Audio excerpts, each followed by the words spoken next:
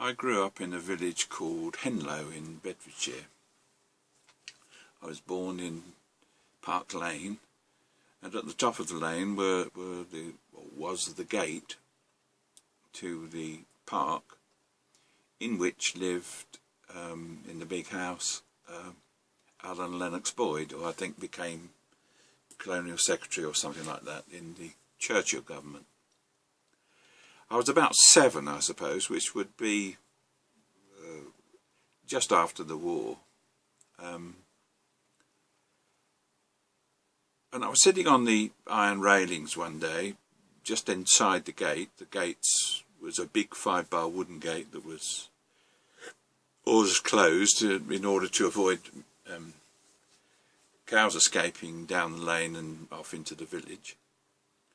And therefore, if you wanted to go in or out of the park with a vehicle, you needed to open the gate, drive through it, get out, close the gate, etc.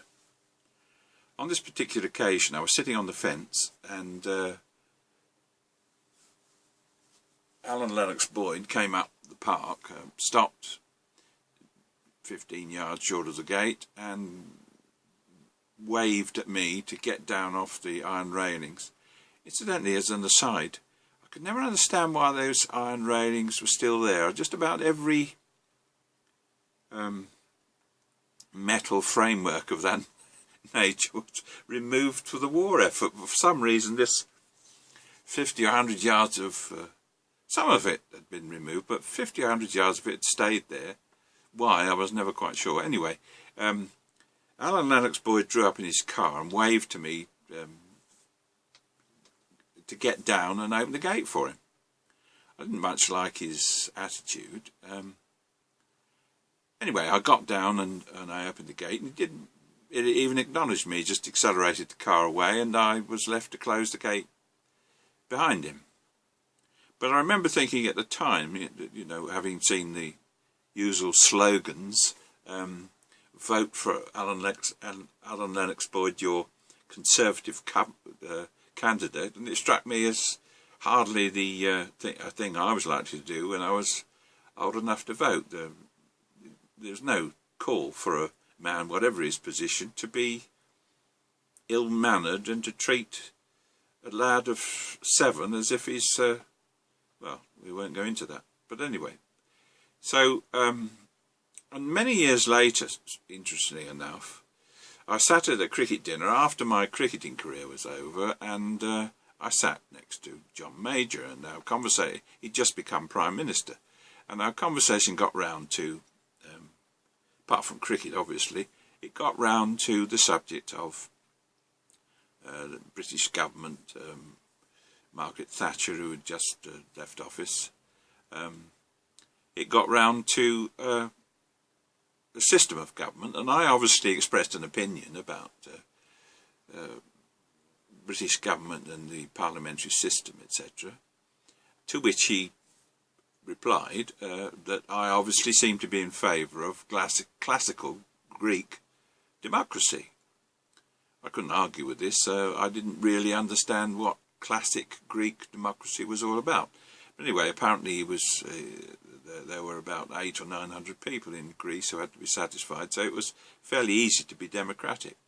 But anyway, he went on to say that we would never see anything like that in this country. Well, I didn't think much about it at the time. It went in and began to ferment in my head, and I began to ask myself the question, well, why were we so sure that the system of government we have is the best we can do? I accept the fact that it, what with Churchill and World War II and all the history that everybody's familiar with, that in fact it seemed to have worked. But it seemed to have worked at its best, probably, at a time when party politics, albeit an undercurrent, was not central to the decision-making process. Churchill was in charge, and he had Labour Party members as well as Conservatives under his control, and we won the war. Now, okay, so that's oversimplifying it, and that wasn't the reason we entirely that we won the war. But nonetheless, it seemed to me that it functioned better during that period than it did at any other time. My father was I dedicated my book Wilder's Women to him because he's probably the most intelligent and wise man I've ever come across. But anyway, we used to sit long into the night after the war when he came home, and I was old enough to have an opinion. We used to sit long into the night discussing what was wrong with the British parliamentary system, what he felt necessary for working people to achieve. He was by no means in favour of a belligerent, confrontational way of approaching social change. He was not in favour of confrontation at all. He believed that any sane thinking person would come to the same conclusions that he did, or he had, and indeed I agree with him, and I still hold that opinion. In any event, it occurred to me that were I to sit down and try to write something for publication which directly criticised the British parliamentary system, I would fall foul of the standard political animal's way of being dealt with. It works in pretty straightforward, really. If you're a nobody who's expressing an opinion, then they ignore you. Otherwise, it gives you some credence. And if you have the means of drawing to an element of support at least, then they will set out to ridicule you and to devalue your opinion in the eyes of the people. I hasten to add into that category. I fell into the ignored group. So I said to myself, well, right, if I want to deal with the change in the way we go about managing ourselves, then wouldn't it be a good idea to write it as a novel, an interesting story with love interest, sexual content, a social one, a political one, indeed an interesting novel. And if I could write that, then it may attract more interest, or some interest, whereas, as I've said, my coming out in opposition to the way we do things I was wasting my breath. So I might be wasting my breath with the book, but nonetheless, I decided that I would write it. But it did occur to me at the time, as it had to be obvious to anyone, that if you've gone about a process of a group of people endeavouring to change the way we're governed in a book, then whatever the outcome, and I won't say what that is, because I'd obviously like you to read the book, whatever the outcome, it's not a conclusion, it's not the end of the story, it would be a beginning for the democratic process in the UK. And if you've come to the beginning of the democratic process, some of the new rules you've introduced are in fact, or bound to be, incomplete. So in other words, there's still a job for somebody to do, civil services or the government structure that you've introduced, would have to go about the process of convincing the people and producing a structure that would actually work. For example, if you, as I believe, you have a fixed period of government, in other words, each parliament lasts for, we'll say, 4 years, so that you know the date at which the next election will take place, and you remove political parties from the scene, or at least to some extent remove them from the scene, even if you've managed to remove them from Parliament, as I believe that as you'll see, I believe that is in essence, the biggest cause of the hypocrisy, etc., that we have to face. When you come to that 4-year point, people have to stand for something. Now, the idea that the political party puts forward a manifesto which they then enact if they get power, of course everybody knows is nonsense, because they publish these things at vast cost. They will do this, that and the other, and when it comes to it, of course, they don't. So we start at no disadvantage not to have mandates in front of us.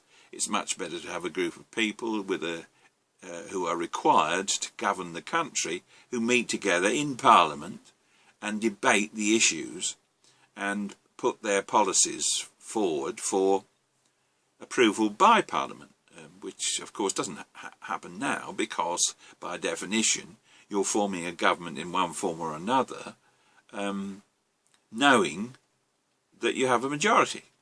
Well, what's the point of that? So, I mean, if I come up with a wonderful idea, if it's certain that everybody around me is going to say, oh yes, that's wonderful, then by definition it could be the worst load of rubbish on earth and will still be brought to bear on the public.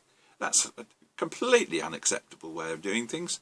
It's much better to have policy determined by propositions or proposals being put to a House of Commons where independent individuals elected to represent the people, not just 25 people in Leeds or Birmingham or somewhere, but who are required to represent the people in government. So in other words, you set about governing the country in a manner to everybody else's or to everyone's advantage. Now, no system will ever be perfect, but if you've set about doing that, you know that there are some shortcomings, and in order to overcome those shortcomings, the first thing you have to do is to make sure that your improved structure doesn't bring with it, in other words, don't throw the baby out with the bathwater. In other words, we really do need to have a structure that will work, so any of its shortcomings, which are inevitable, will need to be dealt with. Now, so it occurred to me that the right thing to do, quite apart from writing Wild as Women, was to produce the sequel, which at least touched upon the subject of these improvements. Now, for the story to be of any interest whatsoever to the fiction reading public, it needs to have more of a story to it than that. So this sequel, which at the moment at least is called it's called Weatherby's Dilemma, which I'm in the process of producing now, touches upon all these things, but at the same time as a mystery, semi-adventure, thriller type context to it. This may or may not leave me with a desire to write something after that. Maybe the subject will be exhausted and I'll just leave it to posterity. I mean, I've always believed that it's inevitable that that our system of government will change. It's quite ludicrous to believe that everything in the world has changed since the beginning of the 20th century, as it were, and yet our system of government can stay the same, and we sort of smugly believe it's the best there is on offer, when of course that is arrant nonsense, and obviously so. Indeed, we're now watching the political parties become so indistinguishable from each other as they run around in circles. The individuals involved run around in circles trying to achieve power. They're becoming indistinguishable from each other, and will therefore inevitably, at the end of the day, mean that we change our system entirely, because it simply doesn't work.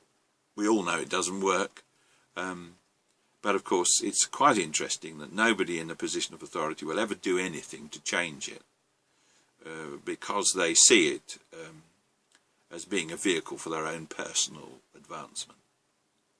We've all seen that since 2008, although most of us knew it way, way before that. So I'm now setting about writing the story. It seems to me there are two sets of people on the face of the earth of a voting age. It's those who believe they ought by right to put their cross somewhere, and those who can see no logic whatsoever in voting for anything given our system. I'm in the latter group, and I can see no useful purpose in voting for a system that doesn't work. In fact, it's only by not voting for it. For example, at the next general election, if nobody bothers to vote, then somebody has to ask some serious questions. It's not just a question of somebody trying to entice people to have a political interest, or to realise they're serving the democratic process, as they like to call it, by going out to vote, when manifestly it's untrue. So I'm now in the process of writing this sequel. I have other things to write, but I think I'd like to get this written. I mean, I'm 76 years of age now, so I can't kid myself that I can go on writing forever, but as long as my mind stays reasonably lively, I want to do that. So I'll write Weatherby's Dilemma, or what it's eventually called if it's not that. I hope to get that done by early next year, and once that's done, which will be my third novel, I'll be able to go on to one or two of the other things I want to do. Thank you very much for listening to me.